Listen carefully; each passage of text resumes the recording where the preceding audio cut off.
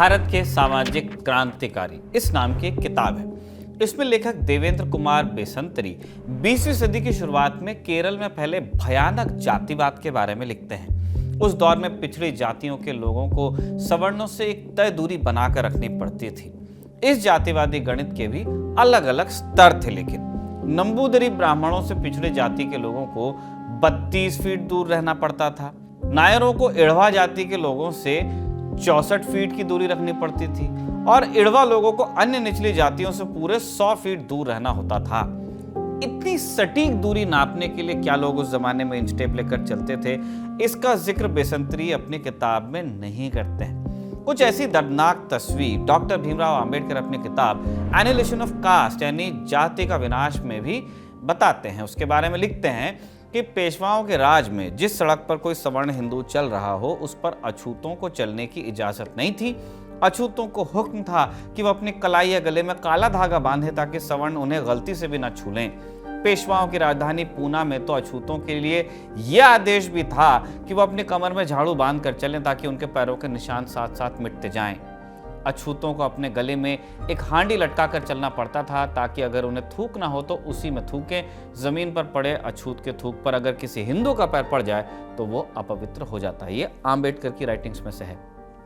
ये 19वीं और 20वीं सदी के भारत में जातिवाद की वो सच्चाई है जिसे दर्ज कर लिया गया। सोचिए न जाने कितनी अनकही कहानियां होंगी जो कभी लिखी ही नहीं जा सकी, क्योंकि जिनकी यह बीती थी उन्हें तो लिखने पढ़ने का मौका ही नहीं दिया गया। आज हम आपको कहानी सुनाएंगे उस शख्स की जो घोर जातिवाद के माहौल में पैदा हुआ, लेकिन जिसने झूठी जातीय श्रेष्ठता की नींव को हिला दिया। वो शख्स जिसने खुद भी शिक्षा हासिल की, अपनी पत्नी को भी पढ़ाया और शुरुआत की उस रास्ते की जिस पर चलकर डॉक्टर भीमराव अंबेडकर ने पिछड़ों को अधिकार दिलाने की मुहिम को आगे बढ़ाया। हम बात कर रहे हैं महात्मा ज्योतिराव फुले की। नमस्ते, मैं निखिल हूं और आप देख रहे हैं अलिफ फैला।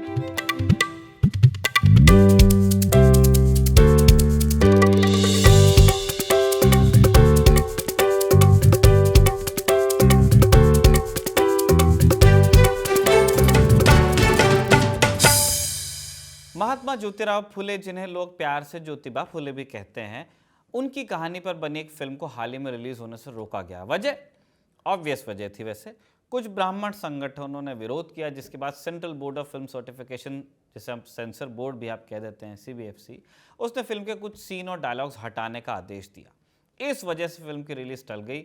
सेंसर होने के बाद फिल्म कैसी होगी ये तो उसके आने पर पता चलेगा, लेकिन चलिए हम आपको ये बता दें कि ज्योतिबा फुले और उनकी पत्नी सावित्रीबाई फुले की असली कहानी थी क्या। ज्योतिबा फुले का जन्म पुणे के पास सातारा जिले के एक छोटे से गांव में हुआ था 11 अप्रैल 1827 को। उनके परिवार का असली उपनाम गोरे था, लेकिन फूलों का व्यापार करने के कारण उन्हें फुले कहा जाने लगा। ज्योतिबा के पिता गोविंदराव फूलों की दुकान चलाते थे और इसी दुकान पर काम करते हुए एक दिन ज्योतिबा को जाति की कड़वी सच्चाई का पहला अनुभव हुआ। वह यूं कि उनके पिता की दुकान में एक मुंशी काम करता था जो ब्राह्मण था। उसने अपनी शादी में ज्योतिबा को बुला लिया। 2 यंग लोगों के बीच चल रहा है ये। ज्योतिबा खुशी खुशी से गए भी, लेकिन न तो ज्योतिबा को और न ही उस मुंशी लड़के को पता था कि ब्राह्मणों की शादी में किसी पिछड़ी जाति के व्यक्ति का आना मना है। जैसे ही ज्योतिबा शादी में पहुंचे, कोई चिल्लाया कि अरे शूद्र को यहाँ किसने आने दिया।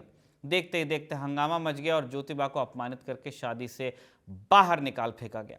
इस घटना ने ज्योतिबा को झकझोर दिया। उन्हें समझ आ गया कि जातिगत भेदभाव से लड़ने का एकमात्र हथियार शिक्षा है। उस जमाने में जब शिक्षा सिर्फ ऊंची जातियों का हक मानी जाती थी, पिता गोविंदराव ने 7 साल के ज्योतिबा को एक मराठी प्राइमरी स्कूल में भर्ती कराया। हालांकि कुछ समय बाद ही अपने क्लर्क की सलाह पर गोविंदराव ने ज्योतिबा को स्कूल से निकालकर खेतों में काम करने भेजा। ज्योतिबा की पढ़ाई छूटी, लेकिन उनके एक पड़ोसी गफ्फार बेग मुंशी ने, जो कि फारसी पढ़ाते थे, और लिजिट नाम के एक ईसाई मिशनरी ने, इन 2 लोगों ने गोविंदराव को समझाया कि ज्योतिबा को पढ़ने देना चाहिए आगे, क्योंकि उनमें टैलेंट है, प्रतिभा है। उनके समझाने बुझाने के बाद 1841 में गोविंदराव अपने बेटे को फिर से एक स्कूल में डालते हैं। वो स्कूल है स्कॉटिश मिशन द्वारा चलाया जा रहा एक स्कूल में ज्योतिबा का परिचय फ्रांसीसी दार्शनिक और अमेरिका के संस्थापकों में से एक थॉमस पेन के विचारों से होता है। थॉमस पेन की दो किताबों राइट्स ऑफ मैन यानी मनुष्य के अधिकार और द एज ऑफ रीजन यानी विवेक का युग ने ज्योतिबा पर गहरा असर डाला। राइट्स ऑफ मैन में थॉमस पेन लिखते हैं कि इंसान के अधिकार किसी कानून या नियम के मोहताज नहीं है, जन्म सिद्ध है। इंसान पैदा हो गया, उसके कुछ हक हैं जो आपको देने पड़ेंगे। धर्म की आलोचना करते हुए पेन ने लिखा कि मेरा अपना मन ही मेरा अपना चर्च है या पूजा स्थल है। इस क्रांतिकारी विचार की कसौटी पर जब ज्योतिबा ने जाति व्यवस्था को परखा, जो वो पेन की राइटिंग्स में पढ़ रहे हैं, तब उन्हें समझ में आया कि अगर कोई एक धर्म एक इंसान को दूसरे से नीचा बता दे तो सच्चा धर्म वो कैसे होगा। ज्योतिराव ये यंग एज में समझ चुके थे कि असली बदलाव शिक्षा से ही आ सकता है। उनको भी किताबें पढ़ने के बाद में उन दिमाग खुला था। इसलिए जाति व्यवस्था और सामाजिक बुराइयों से लड़ने के लिए उन्होंने सबसे पहले अपने घर से शुरुआत की। दिन भर के काम के बाद रात को वो अपनी पत्नी सावित्रीबाई को अपने साथ बैठाते और उनको पढ़ाते। इसके बाद फुले दंपत्ति ने मिलकर 1 जनवरी 1848 को पुणे के बुधवार पेट के भिड़वाड़ा में लड़कियों के लिए भारत का पहला स्कूल खोला और महज 17 साल की उम्र में सावित्रीबाई स्कूल की पहली शिक्षिका बनी।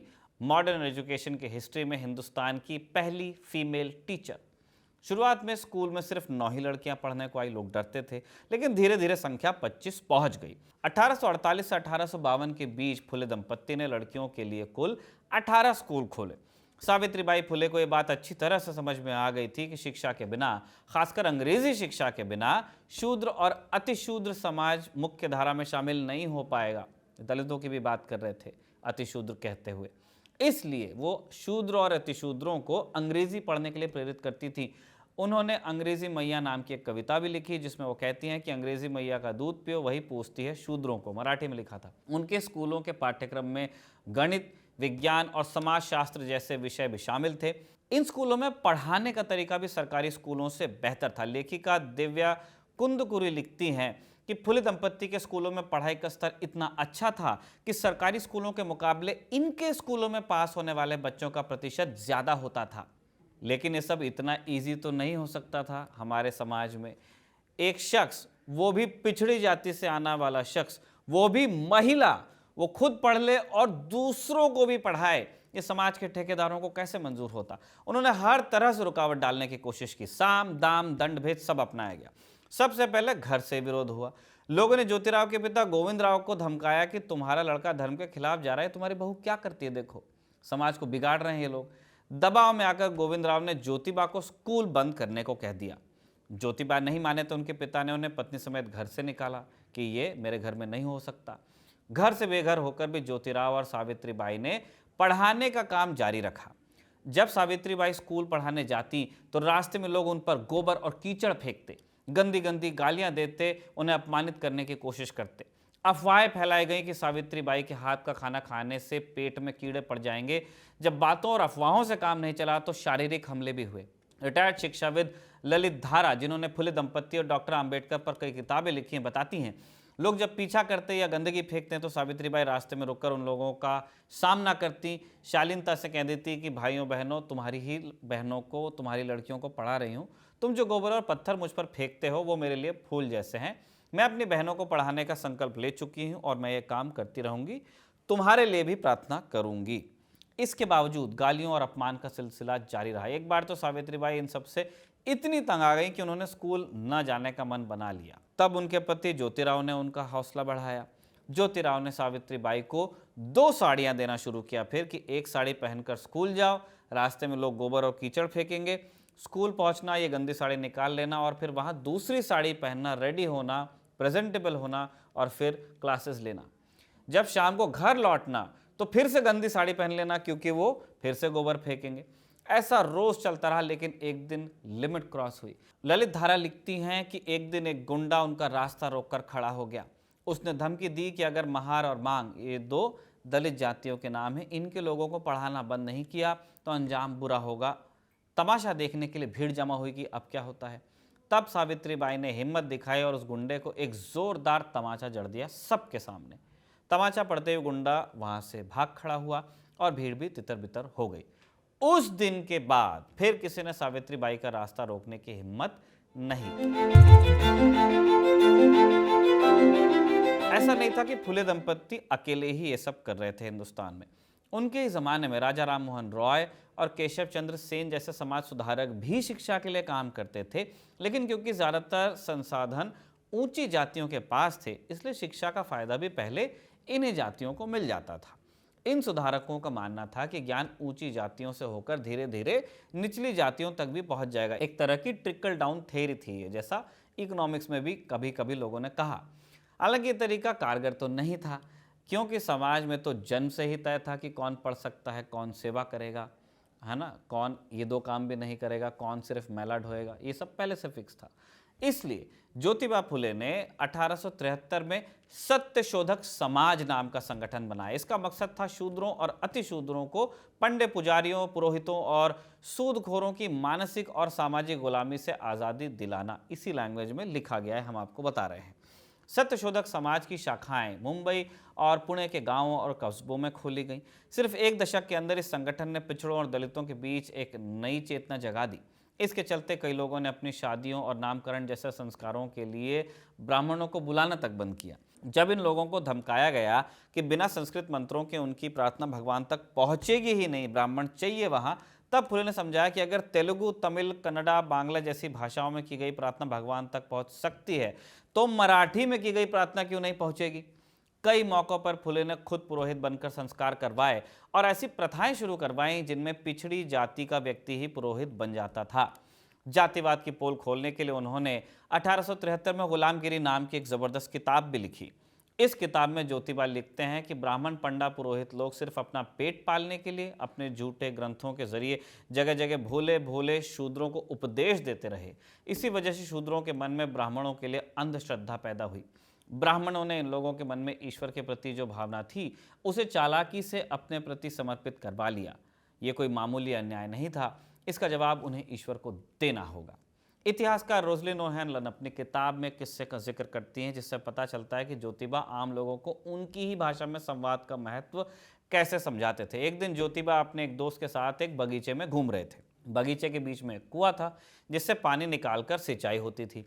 कुछ मजदूर बगीचे में काम कर रहे थे। जब खाने का समय हुआ तो मजदूर कुएं के पास घेरा बनाकर बैठ गए और ज्योतिबा उनके पास गए और कुएं की मेड़ पर बैठकर कुछ गुनगुनाने लगे, साथ ही हाथ से ताल भी दे रहे थे।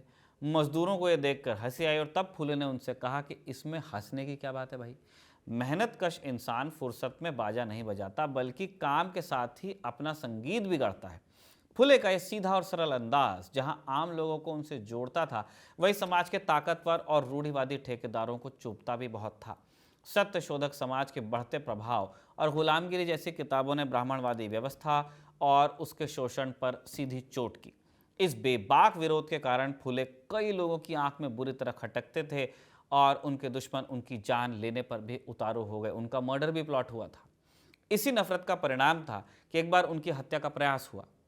ज्योतिबा फुले की जीवनी लिखने वाले धनंजय कीर अपनी किताब में इस मशहूर किस्से का जिक्र करते हैं।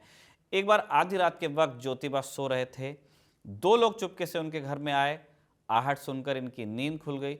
उन्होंने आवाज लगाकर पूछा कि कौन है। दबंग आदमी थे ज्योतिबा। बाद में कॉन्ट्रैक्टिंग वगैरह का काम उन्होंने शुरू किया था और पूना में लोग उनको देखते थे जब वो घोड़े पे निकलते थे, उन्हीं ओल्ड एरियाज में से, उन्हीं गलियों में से जहां उनकी पत्नी के ऊपर लोग गोबर फेंकने की हिमाकत करते थे। एनीवेज, हम उसी व्यक्ति की धाकड़ तो थे। पूछा कि कौन है घुसाया घर में। इस पर एक आदमी ने कहा कि हम तुम्हें यमलोक भेजने को आए हैं। ज्योतिबा ने शांति से पूछा कि मैंने तुम लोगों का क्या बिगाड़ा भाई, मुझे क्यों भेजोगे। उनमें से फिर एक ने जवाब दिया कि बिगाड़ा कुछ नहीं, लेकिन तुम्हें मारने के बदले हमें 1000 रुपये मिलेंगे। जिस पीरियड की बात हो रही है आप सोच नहीं सकते कि अमाउंट कितना बड़ा है, लाखों लाखों में आ गया। ये सुनकर ज्योतिबा बिस्तर से उठे और उन्होंने कहा कि मेरी जिंदगी तो वैसे भी दलितों और पिछड़ों के काम आ रही है, इससे अच्छा और क्या होगा कि मेरी मौत से तुम जैसे कुछ गरीबों का भला हो जाए, मारो और 1000 रुपये लो अपने। ये सुनकर दोनों हमलावर हक्के बक्के रह गए। वो ज्योतिबा के पैरों में गिरे और उन्होंने माफ़ी मांगी। इनमें से एक का नाम रोडे था और दूसरे का पंडित धोंडीराम नामदेव। ये दोनों बाद में ज्योतिबा के पक्के सहयोगी बने और उनके साथ मिलकर सत्यशोधक समाज का काम उन्होंने आगे भी बढ़ाया। ज्योतिबा फुले पर छत्रपति शिवाजी महाराज का भी बड़ा गहरा प्रभाव था। उन्होंने ही रायगढ़ जाकर पत्थरों और पत्तियों के ढेर के नीचे दबी शिवाजी महाराज की समाधि को खोजा, उसकी मरम्मत करवाई। बाद में उन्होंने शिवाजी महाराज पर एक लंबी वीर गाथा भी लिखी, जिसे मराठी में पोवाड़ा कहते हैं हम। एक और चीज़ आपको जाननी चाहिए, शिवाजी महाराज को कोऑप्ट करने की बड़ी कोशिशें हुई। इस तरह की बातें कह दी गई कि वो ब्राह्मण गो प्रतिपालक हैं, जिसमें कोई प्रॉब्लम नहीं है। लेकिन ज्योतिबा फुले का यह कहना था कि आप शिवाजी महाराज की लेगेसी को रिड्यूस नहीं कर सकते एक या दो जातियों पर या एक या दो कामों पर। जो विजनरी लीडर उन्हें कहा जाता है, जानता राजा कहा जाता है, उसकी कहने की शुरुआत कई लोगों का ऐसा मानना है कि ज्योतिबा फुले ने भी की थी। जातिवाद के साथ साथ ज्योतिबा फुले और सावित्रीबाई फुले ने महिलाओं, खासकर विधवाओं की दयनीय स्थिति सुधारने में भी बहुत कंट्रीब्यूट किया। उनके समय बाल विवाह बहुत कॉमन था, जिसके कारण बहुत सी लड़कियां छोटी उम्र में विधवा हो जाती थी, मोर्टेलिटी भी थी। समाज इन विधवाओं के बाल काटकर उन्हें गंजा कर देता। इसके पीछे तर्क ये दिया जाता कि ये लड़कियां खूबसूरत न दिखें, ताकि कोई पुरुष इनकी तरफ आकर्षित न हो, इन्हें तपस्या करनी है। इन असहाय विधवा लड़कियों के लिए अक्सर यौन शोषण भी एक बहुत बड़ी चुनौती होता था, क्योंकि ये वैसे ही डिसएडवांटेज पर हैं। अगर कोई विधवा गर्भवती हो जाती तो उसके पास समाज के डर से आत्महत्या करने के अलावा कोई ऑप्शन नहीं बचता था, या गर्भपात कराए। गर्भपात में खतरा था, क्योंकि मेडिकल प्रोसीजर्स इस तरह से नहीं थे, उस तरह की दवाएं नहीं थी। साथ ही अंग्रेजों ने इसके खिलाफ एक कानून भी बना के रखा था। इस परेशानी को देखते हुए ज्योतिराव और सावित्रीबाई ने 1863 में गर्भवती विधवाओं और बलात्कार पीड़िताओं के लिए एक सुरक्षित आश्रय गृह शुरू किया, जिसका नाम था बाल हत्या प्रतिबंधक गृह। यहाँ ऐसी महिलाओं की देखभाल की जाती थी, उन्हें रहने खाने का ठिकाना दिया जाता था और वो सुरक्षित माहौल में बच्चे को जन्म दे पाती थी। इसके बाद उन्होंने विधवाओं को गंजा करने की क्रूर प्रथा के खिलाफ आवाज उठाई। सावित्रीबाई फुले ने नाइयों को समझाया और उनकी हड़ताल करवाई, ताकि वो विधवाओं के बाल काटने से ही इनकार करें। इस तरह उन्होंने इस कुप्रथा पर जोर शोर से प्रहार किया। पिछड़ों और महिलाओं के हक में आवाज उठाने के अलावा फुले ने प्रशासनिक सुधारों के लिए भी काम किया। साल 1878 में वाइसरॉय लॉर्ड लिटन ने वर्नाक्युलर प्रेस एक्ट नाम का कानून पास किया, जिसने भारतीय भाषाओं के अखबारों की आज़ादी छीनी। ज्योतिबा का संगठन सत्यशोधक समाज दीन बंधु नाम का एक अखबार निकालता था मराठी में, जो इस कानून की चपेट में आ गया। इसके कुछ साल बाद जब लॉर्ड लिटन पुणे आने वाले थे, तो उनके स्वागत की भव्य तैयारी चल रही थी, जिसमें काफ़ी पैसा खर्च होना था। ज्योतिबा फुले उस समय पूना नगर पालिका के सदस्य थे।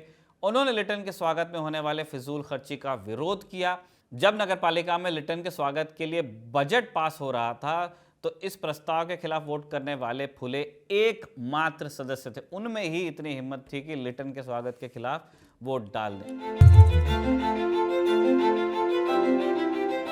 ज्योतिबा और सावित्रीबाई ने सामाजिक बराबरी और मानवीय मूल्यों को सिर्फ उपदेशों तक सीमित नहीं रखा, अपनी निजी जिंदगी में भी अपनाया। लोग दूसरे के घर में क्रांतिकारी पसंद करते हैं, अपने नहीं। इन्होंने उसे चेंज किया। एक बार ज्योतिराव ने काशीबाई नाम की एक गर्भवती ब्राह्मण विधवा को आत्महत्या करने से रोका, उसको अपने घर लेके आए। सावित्रीबाई ने न सिर्फ उस महिला को अपने घर में पनाह दी, बल्कि उसके बच्चे यशवंत को गोद लेकर अपना बेटा माना और अपना नाम भी दिया, परवरिश की। उन्होंने यशवंतराव को पढ़ा लिखा कर फिर डॉक्टर बनाया। फुले दंपत्ति ने अपने जीवन काल में अनाथ और जरूरतमंद बच्चों के लिए कई छात्रावास खोले, कई स्कूल खोले। लगभग 63 साल तक समाज के सबसे दबे कुचले वर्गों के लिए लगातार संघर्ष करने के बाद 28 नवंबर 1890 को महात्मा ज्योतिबा फुले का निधन हो गया। अपने आखिरी दिनों में उन्हें लकवा हो गया था। जाते जाते भी उन्होंने इस बात का ध्यान रखा कि समाज में व्यक्ति की पहचान जन्म से नहीं, कर्म से हो। अपनी वसीयत में उन्होंने एक्चुअली लिखा था कि उनके दत्तक पुत्र यशवंत अगर नालायक निकले या बिगड़ जाएं, तो उनकी संपत्ति किसी दूसरे योग्य पिछड़े या दलित तबके के बच्चे को दे दी जाए, जो उसे शिक्षा और समाज सेवा में फिर लगाए। 1890 में जब ज्योतिराव का निधन हुआ, तो सावित्रीबाई ने खुद उनकी चिता को अग्नि दी। उस जमाने के हिसाब से बहुत क्रांतिकारी कदम था, क्योंकि यह अधिकार सिर्फ पुरुषों को ही था। इससे पहले पति की मृत्यु के बाद उन्होंने सत्यशोधक समाज के काम की बागडोर खुद संभाली। सावित्रीबाई सिर्फ एक समाज सुधारक और शिक्षिका ही नहीं थी, एक कवयित्री भी थी। अपने जीवन काल में उन्होंने 2 काव्य पुस्तकें लिखी। उनका पहला कविता संग्रह काव्य फुले 1854 में छप गया था, और तब उनकी उम्र सिर्फ 23 साल थी। सावित्रीबाई की कविताओं का दूसरा संग्रह 52 कशी सुबोध रत्नाकर 1891 में आया, जिसे उन्होंने अपने जीवन साथी ज्योतिबा फुले की जीवनी के रूप में लिखा। इस तरह वो आधुनिक भारत में मराठी की पहली महिला कवयित्री हुई। 1897 में पुणे में भयंकर प्लेग फैला। उस महामारी के दौरान भी सावित्रीबाई और उनके बेटे यशवंत ने अपनी जान की परवाह न करते हुए मरीजों की सेवा के लिए क्लिनिक खोला। राजनीतिक कार्यकर्ता प्रमिला दंडवते लिखती हैं कि इस दौरान सावित्रीबाई रोजाना करीब 2000 अनाथ और गरीब बच्चों को भोजन मुहैया कराती थी। दुर्भाग्य से मरीजों की सेवा करते करते खुद भी प्लेग की चपेट में आईं और 10 मार्च 1897 को 66 साल की आयु में देहांत हुआ उनका। दुर्भाग्य की बात है कि आज फुले दंपत्ति का योगदान महाराष्ट्र से बाहर उतने लोग नहीं जानते, लेकिन भारतीय इतिहास में चाहे दलित चेतना का जागरण हो या आरक्षण का कानून, सब में महात्मा फुले के विचारों की छाप आपको मिल जाएगी। 1902 में कोल्हापुर के छत्रपति शाहू महाराज ने फुले के विचारों से प्रभावित होकर पिछड़ों के लिए 50% आरक्षण लागू किया था। इतना ही नहीं, शाहू महाराज ने ऐसे धार्मिक रीति रिवाजों को बढ़ावा दिया जिनमें ब्राह्मण पंडितों की जरूरत ही ना पड़े। इसी तरह डॉक्टर अंबेडकर के विचारों में आपको ज्योतिबा फुले का असर दिखेगा क्लियरली। अंबेडकर कहा करते थे कि मेरे जीवन में 3 लोग मेरे गुरु रहे, महात्मा बुद्ध, कबीरदास और ज्योतिबा फुले। इसी नोट पर आज का एपिसोड हम कंक्लूड करते हैं। इसे लिखा था कमल ने और इरशाद ने रिकॉर्ड किया था। आप देखते रहिए खबर गाँव।